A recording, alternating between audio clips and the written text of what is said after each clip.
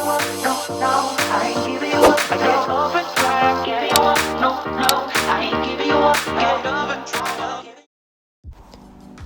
today's video, we will be analysing our very own waltz routine and explaining all of the figures that we dance. I'll do my best to keep up with our dancing.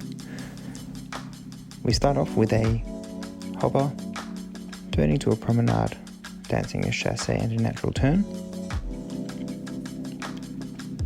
Now a running spin turn followed by a chasse roll.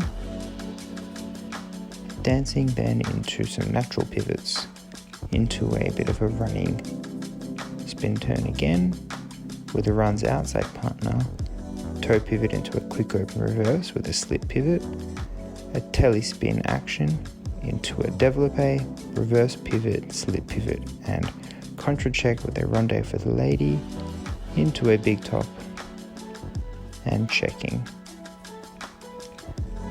We then dance a natural slip pivot into a double natural spin, bit of a telly wing now, toe pivot into a Rudolph, outside change to promenade, now into an open natural, finishing in 4-low position into a toe pivot, into another hopper.